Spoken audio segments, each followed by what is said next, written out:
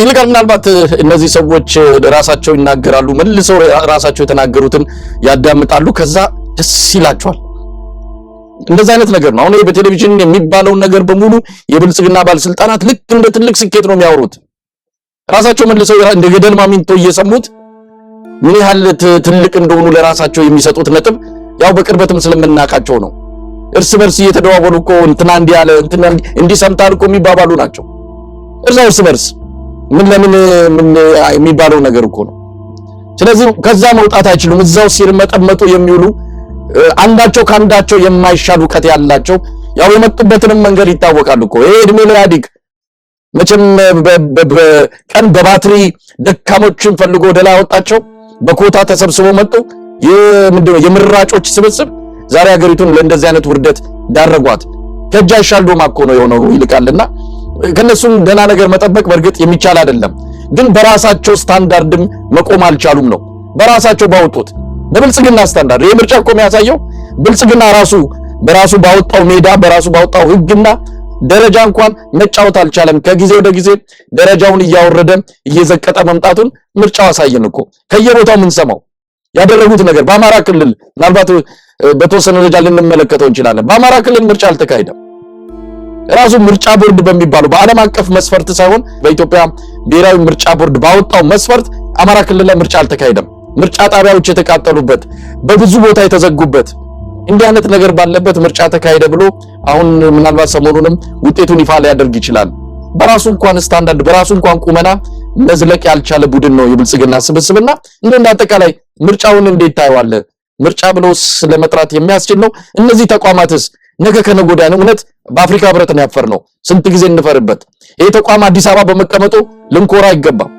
እንደ አይነት ተቋም አዲስ አበባ ተቀመጠ አልተቀመጠ የሚያሳፍር ያምባገነኖች እንደዚህ አይነት ምርጫ አዳማቂ የሆነበት ተቋም በሰጠው ምስክርነት መቼም እናቢል ሊጽናኑ ይችላሉ ለኢትዮጵያ ግን በጣም የሚያሳፍር ነው መቼም የማንረሳው ነገር ነው በአፍሪካ ህብረትም የተፈጸመው ለማንኛውም አጠቃላይ ምርጫውን እንዴት አየው እንደው መሳይ ከዚህ የተረዳሁት ነገር አሁን ይሄን ያህል ምንድነው ከምንም ነገር በላይ ቀለው ለምን ታዩ እንደዚህ መሳቂያና መሳለቂያ ለምን ሆኑ ካል ዋናው ነገር መንግስት የሚያደርገው ከህዝብ ጋር ያለው ግንኙነት ነው የተወሰነም የህብረተሰብ ክፍል ቢሆን በዛ የፖለቲካ አመለካከት በዛ ርዕዮተ ዓለም በዛ አስተዳደር ጥቅሜንና ፍላጎቴን ያስከብርልኛል ይሄ መንግስት ብሎ የሚያምን የተወሰነ የህብረተሰብ ክፍል ሲኖር ነው አምባገነንም ይሁን በብሔር የተደራጀም ይሁን ንጉሳዊም ይሁን ለመኖር መሰረቱ ያ ከህዝብ ጋር ያለው ግንኙነት ነው አሁን ባየነበት ሁኔታ ግን ያየነው ምንድነው ካልከይ መሳይ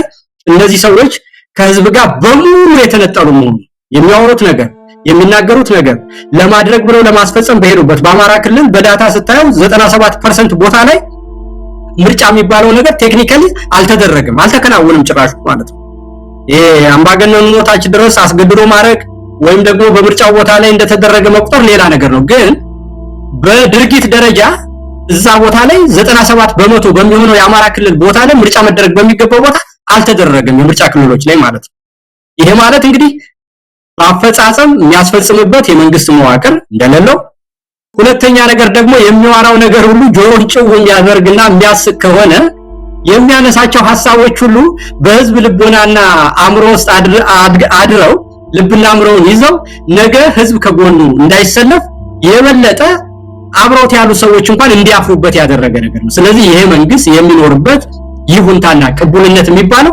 ጨርሶ ማለቁን አረጋግጦልናል ሁለተኛ ነገር ደግሞ ይሄ ኢቨንት ራሱ በደገሰው ድግስ ዓለም የኢትዮጵያ ውስጥ ያለው መንግስት ምን እንደሚመስል እንዲያይና በአጠቃላይ በዓለም ላይ ያሉ የሰብአዊ መብት ድርጅቶች ሚኒስትሪ ሚዲያዎች ታዋቂ መጽሔቶች ሁሉ ይሄ ነገር በመኖሩ የፈለከውን ያህል ኢቨንት ብትፈጥር አሁን ስለ ኢትዮጵያ አንድ ሳምንት ሙሉ እንዲወራና መወራት ብቻ አይደለም ትክክለኛው የመንግስት ገጽታ ለዓለም እንዲታይ ያደረገ ነገር ነው እና እነዛ ሁሉ ነገሮች እንዲሰሩ ስላደረገ የነሱም ደግሞ ምንነት በሚናገሩት ነገርና በሁኔታው እንዴት እንደሆኑ እንዲወጣ ስላደረገ በሌላ መንገድ ደግሞ በተግባር በተጨባጭ ደግሞ መሬት ላይ ምንም ነገር ማድረግ እንዳልቻሉና 97% የሚሆነውን የአማራ ክልል ውስጥ ምርጫ ማድረግ እንዳልቻሉ ቢያንስ በተጨባጭ ማውቀው ነው ነገር ከዛ በኋላ ደግሞ እንግዲህ በኮታ ነው መንግስቱ ያለው አይደል መሳይ በኮታ አይደል የተዋጡት የአማራ ተወካይ እንግዲህ ተብለው እኮ ነው ዳንኤል ክብረትና ተመስገን ጥሩነህ ያሉ አይደለ?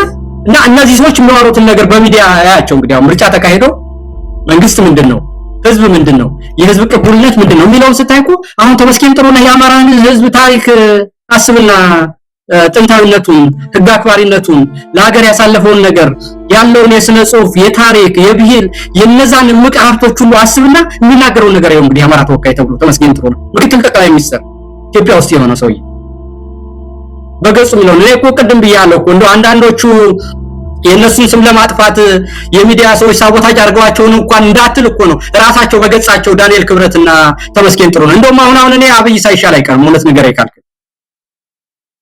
እኔ አሁን በሚናገሩት ነገር አብይ ቀጣፊ ነው አታላይ ነው የሆነው ነገር ሁሉ ራስ ወዳድ በመሆኑና ስስታም በመሆኑ እዚህ ደርሷል በሁሉም ነገር ውስጥ በጣም አስነዋሪ ሰው እንደሆነ አውቃለሁ የተመስገንንና የዳንኤልን ያህል ግን ወራዳ ሆኖ አላገኘሁትም በዚህ ምርጫ ውስጥ እውነት ነገር አይካልክ እና እነዚህ ሰዎች የአማራ ተወካይ ናቸው አማራን ወክለው ኢትዮጵያን በታሪክ እያስተዳደሩ ታዲያ እንደዚህ ከሆነ እነዚህን ሰዎች እንድናይ ካደረገን መልሱ ማለት ነው የአማራ ተወካዩ እንዴት እንደሚያይ ተመስገን ጥሩነህ በፌስቡክ ገጹ የሚለጥፈው ሰዎች እኮ እንትን እያሉ ይልኩልኛል እኮ መሳይለኔ በዋትስአፕ አይዋል የዳንኤልንም እንዲህ ያለ ተብሎ ሰማል አብይም እኔ የሚያሳዝነኝ ምንድነው የሚያሳስበኝ አሁን ህዝቡ ሳይሆን የተመረጠው ሰው ነው አለ እኮ በቃ ይሄ ህዝብ የመረጠው ሰው እንደዚህ ነው አለ ተብሎ አንድ 5 ደቂቃ እንትን ተቆርጦ አይቻለሁ ያ ማለት ይሄው እንግዲህ 38 ሰው ዛሬ ሲሞት ምንም አይልም እንደዛ ተመረጥኩ ካለ በኋላ እና እነዚህ መሆናቸውን እንድናይ ስላደረገን በድምሩ ይሄንን ምርጫ በአንድ መልኩ ልናመሰግነው ያስፈልጋል ዓለም እንዲህ አድርጎ እንዲያይ እነዚህ ሰዎች ራቁታቸውን የቀሩ ምን ያህል ወራዳ ሰዎች ቤተመንግስት እንደተቀመጡ እንዴት እንደሚያስቡ በራሳቸው ጽሁፍ ትንተና ሳያስፈልገን መረጃ ሳያስፈልገን ራሳቸው ወጥተው በአደባባይ የሚናገሩ እንዴት ያሉ እንደሆኑ እንድናቅ አድርጎናል ስለዚህ አብዮት ለማካሄድ ከህዝብ ጋር የተፋቱና እንደዚህ እንደው ተቆርጦ የተንጠለጠለ ነገር መሆኑን አውቀን በመጨረሻ ይሄንን ወዲያ ብሎ መጣል ብቻ እንደሚያስፈልግ እንድንረዳና ሁሉም ሰው ምንም አይነት ግንዛቤ ይኖር በየትኛውም ደረጃ ያለ ሰው እንዲያውቃቸው ያደረገ ክስተት ነው አልፏል ነው እንደምመስል ይልቃል እንግዲህ ያው ስለ ምርጫው ብዙ ማለት አይቻልም እንግዲህ አጠቃላይ የምርጫው ሁኔታ ኢትዮጵያ ውስጥ ምርጫ መደረግ የለበትም ምክንያቱም ለምርጫ የሚሆን ምንም አይነት አስቻይ ሁኔታ የለም የሚል ይሄ ብልጽግናን ከመደገፍ ካለመደገፍ ሌላ ሚያዝ አይደለም ነባራዊ ሁኔታ ነው መሬት ላይ ያለውን እውነት ለሚያነብ ለማንም ሰው ኢትዮጵያ ውስጥ ምርጫ ማድረግ የሚቻልበት ምንም አይነት ሁኔታ የለም ጋምቤላ ምርጫ ሊደረግ 2 ቀን ሲቀር እኮ ማንኛውንም የተሽከርካሪ ገደብ የጣለው የክልሉ መንግስት ነው ሰላም የለም ብሎ እንዴት ነው ሰላም የለም ይያልክ ምርጫ መታካይዶ እንግዲህ በአማራ ክልል ፋኖ በኦሮሚያ ክልል ኦላ ይሄንን ገደብ ጥለዋል በእንዲህ አይነት ሁኔታ ምርጫው እኮ እየተካሄደ በኦሮሚያ ሰሜን ሸዋ ዞን እኮ እገታና ግድያ ይፈጸም ነበር ምንም ጥርጥር የለውም ምርጫ መካሄድ ስለዚህ ስለ ምርጫ እናወራም አሁን አንዳንዶች በምርጫ አጀንዳ ሊጠምዱን ይፈልጉ እዚህ ቦታ ተሰርቋል እዛ ቦታ ኮሮጆ ተወስዷል እዚህ ቦታ እንዲነበረ አብይ አህመድ በዜሮ ነው የዘረራቸው እንደዚህ እንድናወራና ጊዜያችን እንድናጠፋ ይፈልጋል መጀመሪያው ለምርጫው መጪውቅና ተሰጠውና ነው ምርጫ ውስጥ ስለተከናወኑ አንዳንድ ችግሮች እንድናወራ አጀንዳ የሚላክልን ለማንኛውም የተቋሚዎች ሚና ተቋሚዎች እንበላቸው አላቅም ወዶ ገቦች አሉ ኢዜማና አብን ዛሬ እንደሰማነው እንደታቀደው አብይ አህመድ ቀድሞ ወንበሩን አስልቶ እንዳስቀመጠው ወንበሩን እየተከፋፈሉት ነው ያው እነሱ እንደሚገቡ የታወቀለት ነው ትብብር በሚል ስብስብ ውስጥ ያሉት ደግሞ ቅዳሜ ዕለት መግለጫ ይሰጣሉ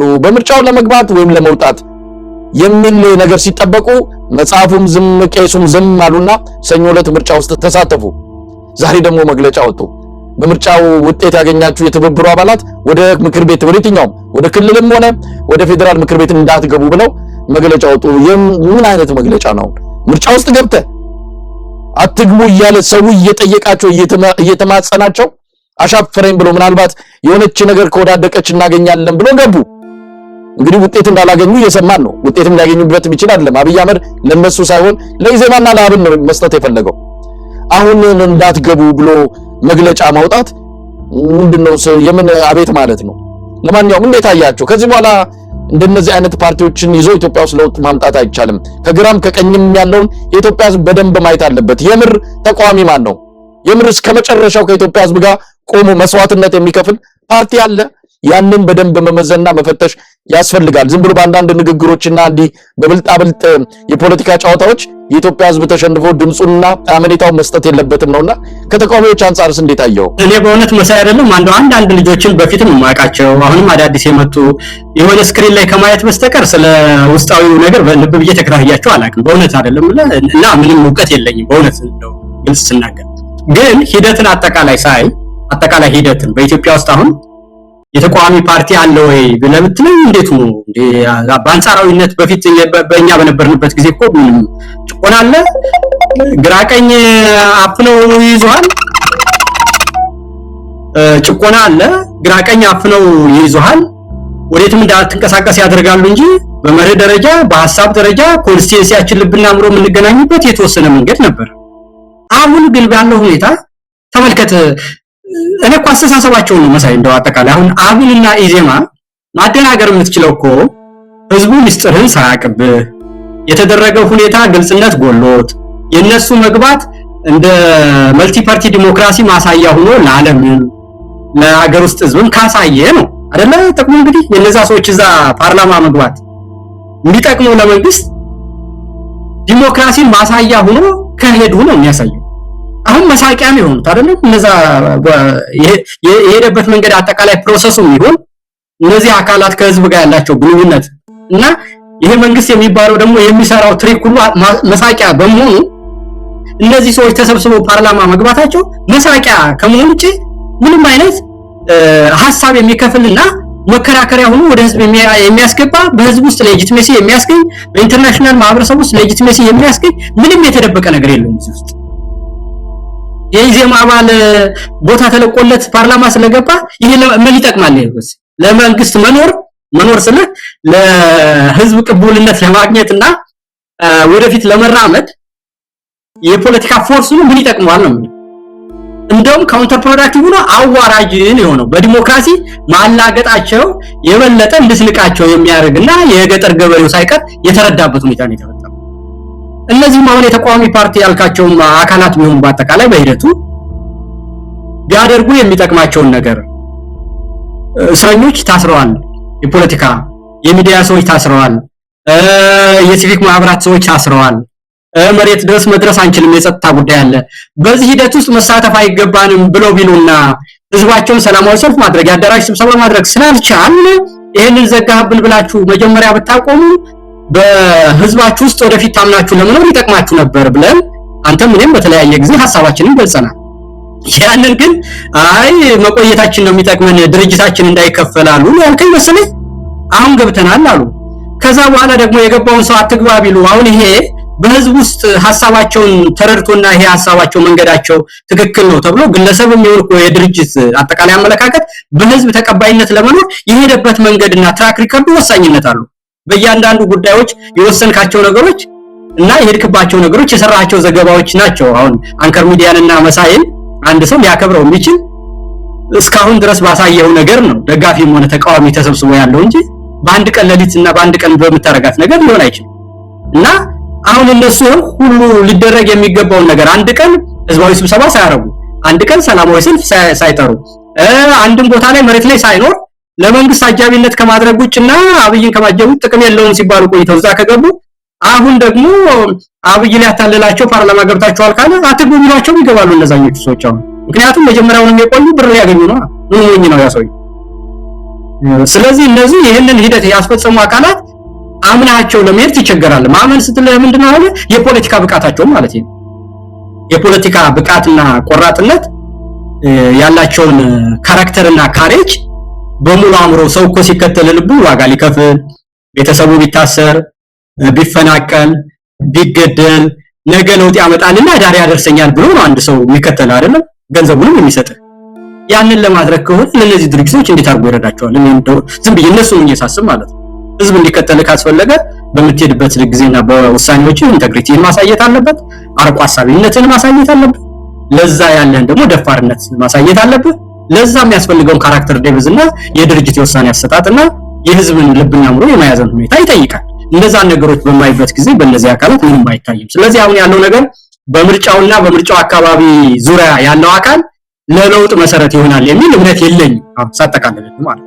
ስለዚህ መደረግ ያለበት ምንድነው ካልከኝ አጠቃላይ የኢትዮጵያ ህዝብ በሚመስለው አደረጃጀት እየያዘ የሰላማዊ ትግሉንም የታጠቁ ሰዎች ራሳቸውን መከላከልም በተለያየ አካባቢ መንግስት ስለሌለ የሚገደሉ ሰዎችም ራሳቸውን ተከላክለው እውነተኛ መንግስት ለማቆም የሚደረገውን ትግል ራሳቸውን የመከላከል ነገር በህግም በእግዚአብሔርም የተፈቀደ ነገር ስለሆነ እነዚህ ሰዎች ካራክተሩን ለማንሳት በሚደረገው ትግል ውስጥ ሁሉም የየራሱን ድርሻ ባለበት ቦታ ላይ በቆራጥነት ምንም ምርጫ እንደሌለው አየነው።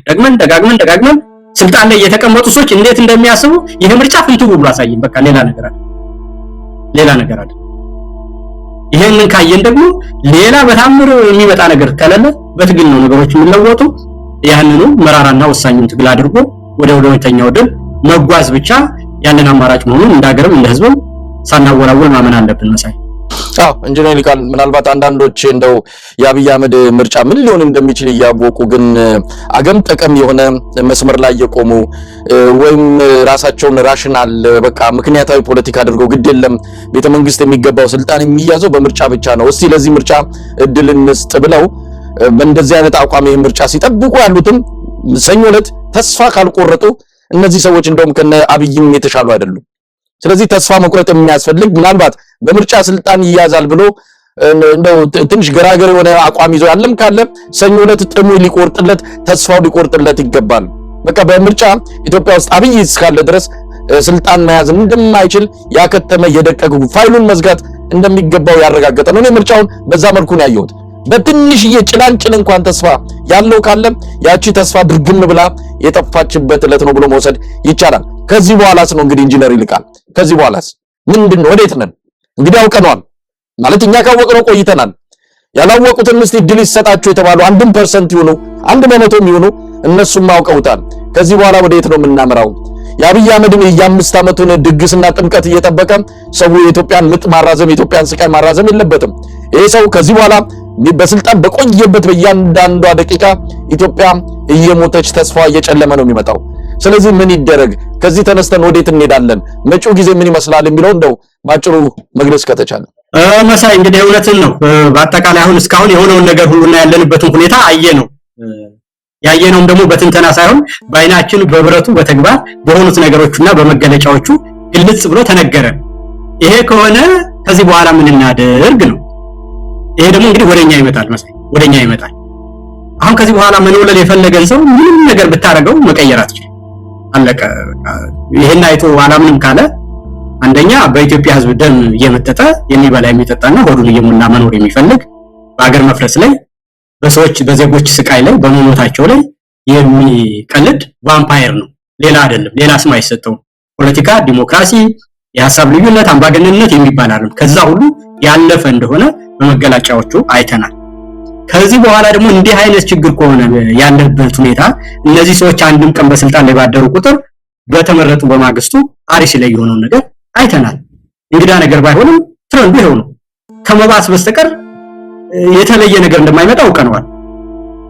ስለዚህ ይሄ ነገር እንደዚህ የሆነ መንግስት እንደሌለን ሁሉ በምናውቅበት ደረጃ በሙሉ ተረድተን ነው ስልጣን ላይ ያሉት ሰዎች ሁሉ ምን ያህል አዋራጅ እንደሆኑና የነሱ ነውረኝነት እኛንም እስከሚያሸማቅቀን ድረስ ለመናገር ከከበደን ታዲያ እነዚህ ሰዎች እንዴት አንድ ቀንስ ቢሆን ስልጣን ላይ ያደሩ ነው እንግዲህ መልሱ መሆን ያለው። ለምን አደሩ እኛ ትግልንና ፖለቲካን የያዝንበት መንገድ አንዳንድ መስተካከል ያለባቸው የተዛነፉ አመለካከቶች በመኖራቸው ነው። ይሄውም ትግሉን አንዳንድ ጊዜ በዚህ ደረጃ ያለን አካል ለማስወገድ የሚደረግን ትግል የአይዲዮሎጂ የሚያደርግ ሰው አለ። አገርና ህዝብ በዚህ ደረጃ ያለቀ የዜግነት ፖለቲካን ማደራመድ የብሔር ፖለቲካን ማራመድ ይሄኛው ብሔረሰብ ተወካዩ ጠላቴ ነው ይሄኛው የሚመለከተው ናሬቲቭ አግባብ የለውም ለማለት መጀመሪያ መኖር አለበት። በቃ የሁሉ ነገር መሰረት መኖር ከሆነ እኔ የምፈልገው በዜግነት ላይ ያለ ፖለቲካ ነው ወይም ደግሞ የዚህ ማህበረሰብ ባህልና ሃይማኖት በሚገባ አልተጻፈም አልተነገረም በኢትዮጵያ ፖለቲካ ውስጥ ተገቢውን ቦታ አላገኘም ብዬ ለመወዳደር በዚህ አመለካከት ውስጥ የተበላሸ አስተሳሰብ ያላቸውን እታገላለሁ ብዬም ካሰው በዚህኛው ማህበራዊ ፍትህ ጎሏል ብዬ ለመከራከር ከፈለኩ መጀመሪያ ሰርቫይቫል የመጀመሪያው ነገር ይሄንን ለማድረግ በሚደረግ ትግል ውስጥ አስቀድመህ ሌላ ነገር ማምጣት የለብህም። ስለዚህ በኢትዮጵያዊነት ነው ማምን ያለ በብሔር ነው ማምን ያለ በፖለቲካ አልግባባውም ያለ በምንም ያለ ቢሆን መጀመሪያ እንኑር፣ ሐሳቦቻችን እየተጋጩ ለመኖር ያጠፋን ካሳ ለማስከፈል ወይም ደግሞ እንዳይኖር የምንፈልገውን አስተሳሰብ በሂደት በአመለካከት ለማጥፋት ከፈለግ መጀመሪያ እንደ ሰው እንደ ሀገር እንደ ዜጋ እንደ ህዝብ እንኑር። ይህን ለማድረግ ደግሞ ሌሎችን ልዩነቶች ቀጥሎ የሚመጡትን አሁን አናምጣቸው ነው የምልህ። ነገ አሁን እኔ እናንተ ያለንበት የአማራን ህልውና በሙሉ የምንደግፍ ሰዎች በፖለቲካ አመለካከት ሌላ የምርጫ ፖለቲካ ሲመጣ የምንከተለው የፖለቲካ አመለካከት አንድ ሊሆን አይችልም። የአማራን ህልውና ትግል የሚታገለው ሰው በሙሉ ምክንያቱም ከዛ በኋላ የሚፈታው ችግርም ሆነ የሚያጋጥመን ችግርና የምንፈታበት መፍትሄ የተለየ ነው የሚሆነው አይደል? በዛን ጊዜ በምንገናኝበት ጊዜ ምርጫ አንተ ሴንተር ላይ ልትሆን ትችላለህ፣ ሌላው ሴንተር ራይት ሊሆን ይችላል፣ ሌላው ሊበራል ሊሆን ይችላል፣ ሌላው ኮንሰርቫቲቭ ሊሆን ይችላል። ምክንያቱም ያሉትን ችግሮች በዚህ ነው የሚፈታ ነው አንተ አሁን የመኖር እና የህልውና ስለሆነ ሁላችንም መኖር ስለምንፈልግ እንድንኖር ከፈለግ የሚያጠፋንን ማስወገድ እንድንኖር የሚፈቅድልን ነገር መጀመሪያ ማኖር ይሆናል። የሁለተኛው ነገር ደግሞ የሚሆነው ከዛ ቀጥሎ የምንሄድበት መንገድ ምን ይሆን? ማን አጥፍቷል? የኢትዮጵያን ፖለቲካ እንዴት እንረዳው? የጋራ ሴቶቻችንን እንዴት እናዳብር? በምንተጋገልበት ጊዜና አሁን ላለው ለኢኮኖሚ ፖሊሲ፣ ለማህበራዊ ፖሊሲ፣ ለፖለቲካ ፖሊሲ፣ ለውጭ ግንኙነት ፖሊሲ የማን ፖሊሲ ይቀድማል በሚለው ያንን እንወዳደራለን። ሌላ መልክ ይዘን ማለት ነው። አሁን ግን እንኑር። ለመኖር ደግሞ የገሌ ሰላማዊ ትግል፣ የትጥቅ ትግል፣ ህዝባዊ ቢተኝነት ሌላ ምን ያስፈልጋል? ይጠቅማል ባሉት ነገር ሁሉ አንድ ላይ መቆም ነውና ለነዚህ ሰዎች ለነዚህ ነውረኞች አንድም ቀን ማደር ምክንያቶቹ ማናቸው ከተባለ የኛ የአንድነት ማጣት ነው። እና ደግሞ ይሄንን ነገር ማድረግ የብልህነትና የዋቂነት ችሎታ ነው። እኔ የሚደንቀኝ ነገር እኛ ሀገር እኮ አለማወቅ እንደ ዕውቀት እየተቆጠረ ነው። ዋት አውሬ ነው። እኔ በተግባር አውቄው እድሜን ሁሉ እንደው ለአካለ መጠን ከደረስኩ ጀምሮ ዋትን ስታገለው ነው ድርጅት ነው። እና አሁን ባለው ነባራዊ ሁኔታና ኮንቴክስት በኑዋንስ ተረድቼ ግን ከችግር ይበልጣልና የሁለተኛውን ችግር ህወሓት በስልጣን ላይ በነበረበት ጊዜ መጠየቅ አለበትም እንደ ኢህአዴግ ጊዜ ለማግኘት የተበላሹ ነገሮችን ለማቃናት እንደ ሀገርም እንደ ህዝብ መኖር ስላለብኝ አሁን ባለው ሁኔታ ቅሬታዬን ወደ ኋላ አድርጌ የጋራ በሚያደርገኝ ነገር ላይ ነው መስራት ማለት ትልቅ ችሎታ ነው። አንደኛ ትዕግስትን ይጠይቃል፣ አርቆ ሐሳቢነትን ይጠይቃል፣ ከችግር መዋቅን ይጠይቃል፣ የፖለቲካ ብስለትን ይጠይቃል። መፈክር ማሰማትና መጥላት ግን ፖለቲካ ይጠይቃል። ይሄንን ነው ማድረግ አንድ ላይ መቆም የትግል ስልት ምርጫ የአይዲዮሎጂ ምርጫ በህልውና ሂደት ውስጥ ቅንጦት ናቸው። ግን ይሄን ስል የትኛው ይጠቅማል የሚለውን አሁን ባለንበት ሁኔታ መያዝ ጥሩ ነው። ለምሳሌ የአዲስ አበባ ህዝብ ብቻውን ቢነሳ ዛሬውኑ መንግስት መለወጥ ይችላል።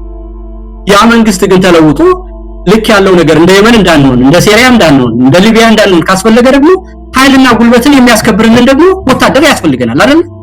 ስለዚህ የታጠቀው ኃይል ግዴታ ያስፈልገናል። አሁን በኢትዮጵያ ወንድከኝ እኔ በሰላማዊ ትግል የማምን ሰውዬ ለህልውና የሚያደርጉት ትግል እንዳለ ሆኖ ደግሞ በኢትዮጵያ ውስጥ ሰላምና መረጋጋት ኑሮ እንዲኖር ካስፈለገ የዜጎችን ሰላምና ደህንነት የሚያስከብር ለህልውና ከመታገሉን ባስቸገር ለወደፊቱ ሰላምና መረጋጋትና የተረጋጋ ለውጥ እንዲኖር ካስፈለገ የታጠቀ ሰው ያስፈልጋል። ለምን ሊቢያን አይቼዋለሁ። ዝም ብሎ ባንዲራ ያውለበለቡ መውጣት መጨረሻው ምን እንደሆነ አይቼዋለሁ። ሴሪያን አይቼዋለሁ። የመንን አይቼዋለሁ። እና ዝም ብዬ ሰልፍ እያደረኩ ጠመንጃ ያስፈልግም እያልኩ እንደነሱ ለመሆኑ ፈልገው ምን ነው ታዲያ የተማርነው ዓለምን የተረዳነው ምን ነው ያነበብነው ምን ነው መፈክር ነው ማሰማው ምን ሰላማዊ ትግል ወዳለው ማለት እና ያለውን ነባራዊ ሁኔታ አውቆ ከተለያዩ ህብረተሰብ ክፍሎች ጋር ያለን ችግርን አጣጥሞ ራስን አጀስት ማድረግ የቅራኔ አያያዝን በቅደም ተከተል መያዝ ወቅቱን የሚጠይቁ የትግል ስልቶችን መምረጥ ከችግር ይቀድማል ብሎ ቅሬታንና ቅራኔን ለነገ አሳድሮ ዛሬ አንድ የሚያደርገንን መስራት ብልህነት ስለሆነ በብሔረሰብ የሚያምን በአንድነት የሚያምን በሰላማዊ ትግል የሚያምን በህዝባዊ ቢተኝነት የሚያምን ለህልውና ታጥቆ የሚታገል ሁሉ አሁን ባለበት ሁኔታ ችግሩ አንድና አንድ አይነት ስለሆነ ይሄውም ያሉ ነውረኞችን ከስልጣን አስወግዶ እውነተኛ መንግስት ማቋቋም ስለሆነ በጋራ መቆም ባለበት ቦታ ሁሉ እንዲህ ማለትና ከልዩነት ይልቅ አንድነት ላይ ማተኮር ወቅቱ የሚጠይቀውና ምን እናደርግ ለሚለው እውነተኛው መልስ ችግሩም ያለው እዚህ ላይ ነው፣ መፍትሄውም ያለው እዚህ ላይ ነው ማለት ነው። አንድ ባልሆንና ይሄ ነገር በዘገየ ቁጥር የመፍረስ እድላችን የመጨራረስ እድላችን እነዚህ ሰዎች ስልጣን ላይ በቆዩ ቁጥር የሚያደርጉብን አገራዊም ሆነ የተለያየ ህብረተሰብ ክፍል ጥቃት ይቀጥላል። ድክመቶቻችንን አርመን ግን እነዚህ ልዩነታችንን አጥብበን ወደ አንድ ብሔርንና አንኳር ጉዳዮቻችን ላይ አተኩረን ሌሎችን ለነገ አድርገን በአንድ ላይ እስከተማመን ድረስ ደግሞ በቀናት ውስጥ ወደ ውጤት እንደርሳለን ማለት ነውና በዚህ ደረጃ ማተኮር አለብን የሚል ነው መሳይ እንደው ማጠቃለያ። ምናልባት ወደ ኋላ አሁንም መመለስ የሚያስፈልገው ነው አይደለም፣ ግን ይሄ መንግስት በዚህ ምርጫ ያረጋግጠው ነገር አለ። ያው አንደኛ ምርጫ እድሜ ሊያስቀጥልለት እንደማይችል ከሚገባው በላይ የኢትዮጵያ ሕዝብ መረዳት ያለበት ጉዳይ ነው። ብዙ ስርዓቱን ከስልጣን ሊያስወግዱት የሚችሉት የህዝብ አመጽ ሊቀሰቅሱ የሚችሉት የህዝብ አመጽ እንዲመጣ ገፊ የሆኑ ምክንያቶች በስፋትና በተለያየ መልኩ እየመጣ ስለሆነ የዚህ ስርዓት እድሜ በምርጫ ሊቀጥል እንደማይችል በሚገባ ተረድቶታል። ስለዚህ ኃይሉን አቅሙን አጠናክሮ ወደ ሙሉ ማፈል ሊገባ እንደሚችል ነው አሁን በመናገኛቸው መረጃዎች የተረዳ ነው። በምርጫ ስልጣን የያዘ አካል በምርጫ ህዝብ ይሁንታ ሰጥቶኛል በቀላሉ ከስልጣን በህዝብ አመጽ ወርዳለሁ ብሎ ሊሰጋ አይገባም ነበር። ምርጫው የህዝብ ቢሆን ኖሮ ምርጫው ህዝብ ድምጽ የሰጠ ቢሆን ኖሮ እንዳልሆነ ማረጋገጫው አብይ አህመድ በአፈና በጦርነት አስቀጥላለሁ ብሎ እየተዘጋጀ ነው። ወደ ጦርነት ሊገባ ወደ ተለያዩ ግጭቶች ኢትዮጵያን ጎትቶ ሊያስገባ እየተዘጋጀ እንዳለ መረጃዎችን እየሰማን ነው። እንደው ኢንጂነር ይልቃል የኢትዮጵያ ህዝብ አብይን አንድ ቀን በስልጣን ላይ እንዲቆይ የሚፈቅድለት ምክንያቱ ምንድነው? እንደው ለብልጽግና ሰዎችም የምናቀርበው ተጠይቅ ነው። ለምንድን ነው የሚደግፉት? የወር ጉዳይ ሊኖር ይችላል። 15 ሚሊዮን አባላት አሉት። 15 ሚሊዮኑንም አይቀልብም አብይ አህመድ። ምናልባት በዙሪያ ያሉት የተወሰኑትን ሊሆን ይችላል ከምንድነው ከምኑም የሚያገኙት የብልጽግና ደጋፊዎች። ይሄ የሞራልም ጥያቄ ነው፣ ሰው የመሆን ጥያቄ ነው። እውነት ከዚህ በኋላ እንደው በይፋ መናገር ከተቻለም የብልጽግና አባል መሆን በራሱ በግ ሊያስጠይቅ ይገባል። እንዲህ ወንጀል የሚሰራ የኢትዮጵያ ህዝብ ላይ ግፍ የሚሰራ የዚህ ፓርቲ አባልም ደጋፊ መሆን እንደ በግ እንኳን ቢያስጠይቅ በህሊናና በሞራል ሊያስጠይቅ የሚገባ መሆን አለበት። ከዚህ በኋላ ከእንደነዚህ አይነት ሰዎች ጋር እውነት መመላለሱም መነጋገሩም ቃል መለዋወጡም ራስን ማክበር አይደለም ራስን ማዋረድ ነው ብሎ መደምደም ይቻላልና የኢትዮጵያ ህዝብ ከዚህ በኋላ አንድ ቀን ለብልጽግና እድሜ የሚሰጠው ምክንያት አለው? ምክንያት የለውም መሳይ፣ ምንም ምክንያት የለውም። ምክንያቱ ካለም በእግዚአብሔርም በምድርም የሚያስጠይቅ ነው ማለት ነው። ምክንያቱም ለሆዱ ብሎ ትናንትና የሞቱትን ሰዎች ቅድም እንዳልኩ እንደኔና እንዳንተ እኮ በቃ ምን እንደራሳ አድርገህ ነው መሳይ፣ የምትወደውን ልጅ የምትሳሳለትን አድርገህ ትናንት የሞቱትን ሰዎች በዛ ደረጃ አድርገህ በ30 በ40 አባዛና ይውስጥ ይሄን ያየ መንግስትን የሚደግፍ ሰውዬ መንግስትን እኮ ሲደግፈው ቅድም እንዳልኩ በአንድ አጋጣሚ በብሔረሰብ በሃይማኖት በስሜት በሆነ ነገር በተፈጠረ ነገር ቢሆን ከዛ ትምህርት ይወሰድና ነገ እንዳይደገም አድርጎ የህግም ያስራርም የመረጃም ነገር መንግስት የሚያሰፍን ቢሆን that's fine እንደ ኤክስኪዩዝ ትሰጣለህ። በሞቱ ሰዎች ተጠያቂነት አለ፣ ግን አንድ ነገር ታረጋለህ። ይሄንን አላየውም አልሰማውም የሚል ለ8 ዓመት በተከታታይ እንዲደረግ የሚያረግ የሰዎችን ህይወትና ህልም ያላቸው ሁሉ ባዶ የሚያረግ ህዝቡን እንደዚህ የሚያበሳጭና የሚያናድድ ከመንግስትነት እንትን በተቃራኒ የሆነ እኮ ነው የሆነ መንግስት ሊከላከለን የሚገባው ነገር የሚገለን መንግስት መልካም ነገር ሊነግረንና ለህዝቡ ለልጆች ለሚያድጉ ልጆች ሁሉ ምሳሌ ሆኖ መልካም ነገር የሚናገር እውነት የሚናገር አርያም መሆን ሲገባው ቅድም እንዳልኩ እንደተመስገን ጥሩ ማሸማቀቂያ የሚሆን ከሆነ እነዚህን ሰዎች ደግፎ የሚኖር ሰው ከሆነ እንዳልከው በታሪክም በእግዚአብሔርም በምድር ህግም የሚያስጠይቅ ነገር ነው። በምንም አይነት ሌላ መከራከሪያ ያስፈልገው። ይሄን ደግሞ የኢትዮጵያ ህዝብ ከምድር በአጠቃላይ ከገጠር እስከ ከተማ ከሊቅ እስከ ደቂቅ ከተማረ እስከ ካልተማረ ተገንዝቦታል። ዓለም ሁሉ በሚገባ ተረድቶት በተለያየ መንገድ ሳምንቱ ሙሉ ገልጿል። ከዚህ በኋላ ይሄንን ነገር አለማድረግ ራስን እንደው እንዳልኩ ተጠያቂ ከማድረግ ያለፈ ሌላ ምንም ሰበብ ሊኖረው አያስፈልግም። ሌላ እንደው ሰበብም ያለው ነገር አይደለም። ለዚህ ደግሞ የሆነው ነገር ምርጫው መኖሩ በአንድ መልኩ ይሄንን ነገር መልስ እንዲያጣ ሁሉም ነገር አድርጎታል። ይሄንን በማድረግ ረገድም ደግሞ ዝም ብሎ የመጣ ነገር አይደለም። መሳቂያና መሳለቂያ እንዲሆኑ ያደረጋቸው ለየት ተቀን ያንን ካባቸውንና ማጭበርበሪያቸውን መንገድ ጥለው ራቁታቸውን እንዲታዩ በማድረግ በሚዲያ በኩል አንተም ራስህ ጧት ማታ እንደው ሰው እስከሚሰለች ድረስ ይሄንን የምርጫ ነገር ምን ያህል እንደሰራበት የምታውቀው ስለሆነ ያም ደግሞ የሚያኮራ ተግባር ስላደረጋችሁ ለሀገርና ለራስ ብሎ የተደረገ ነገር ቢሆንም ወደፊት ለምናደርገው ነገር ግን የሞራል ስንቅም ስለሚሆን ጥሩ ስራ እንደሰራና በተሰራው ስራ መኩራትም ያስፈልጋል። እንደዚህ ቀለው እንዲታዩ ያደረጋቸው ተሸፍነው እንዳይሄዱ በማድረግ እንጂ ያን ያህል እኮ የተደገፉ ሰዎች ነበሩ አይደል በፊት ከ8 ዓመት በፊት። ስለዚህ እንዲቀለው እንዲታዩ የተደረገው ሌት ተቀን በሚሰራ ስራ ጭምር በመሆኑ ከዚህም በኋላ ደግሞ ያለው ነገር የበለጠ መልካሙ ነገርም ትልቅ ነው።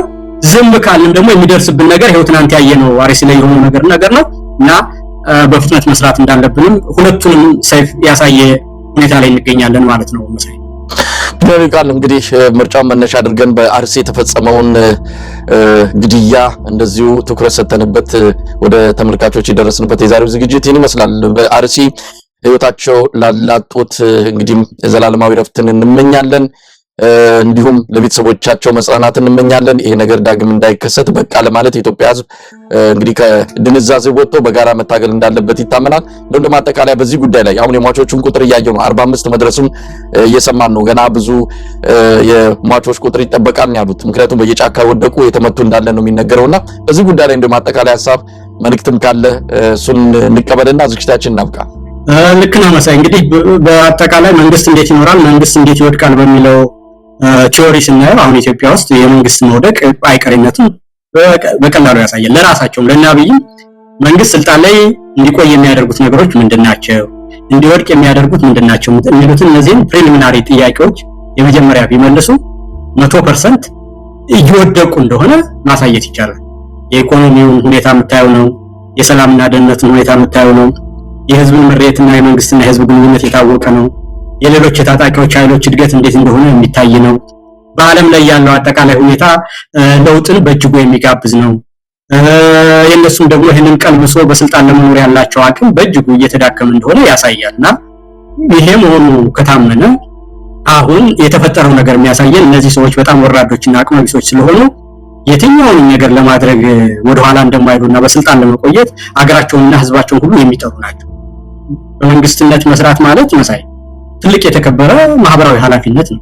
ከሞትክ በኋላ በታሪክ እንዳገር በቅርብ ባሉ ሰዎች ደግሞ በወገኖችህ በደገፉ ስም በልጆችም የምትኮራበት ተግባር ያ መሆኑ ቀርቶ ግን እነሱ የሚያደርጉት ነገር ተስፋ የቆረጠና ህዝብን ከህዝብ የሚያጫርስ እንደሆነ ትናንትና የሆነው ነገር ያሳያልና ያ መሆኑን ካወቅን ደግሞ በህዝብ መካከል አንድነትን መፍጠር፣ በሚዲያዎች የሚሰሩ ነገር ያን ማድረግ፣ ነገ በሚደረገው ነገር ላይ ደግሞ የተለያዩ የህብረተሰብ ክፍሎች ጥያቄዎች በአግባቡ እንዲመለሱና ይሄ ቀረኝ የሚል እንዳይሆን ለውጣችን ከስከዛሬው የተማረ እንዲሆን የምናደርገው ግንኙነት ሁሉ በቅራኔና በጥላቻ ላይ ያተኮረ ሳይሆን የኢትዮጵያን የህብረተሰብ ክፍል ቁስሉን የሚያክምና ነገን የሚያይ አድርጎ ለውጡ እንዲጠናቀቅ ለዛ የበሰለ አመራር መስጠት፣ ሁሉንም የህብረተሰብ ክፍልን ማሳተፍን ግምት ውስጥ ያደረገ ስልጣን ላይ ያሉ ሰዎች ባለጌዎች መሆናቸውን በንግግራቸው አይተናል፣ በተግባራቸው ትናንት አርሲ ላይ አይተናልና ለውጥ አይቀሬ መሆኑን በተግባር እስካረጋገጥን ድረስ ለሚመጣው ለውጥ ደግሞ ስጋቶቹ ምንድናቸው የሚለው ሁልጊዜ በአእምሯችን መያዝና በንቃትና በጥንቃቄ መስራት ያስፈልጋል።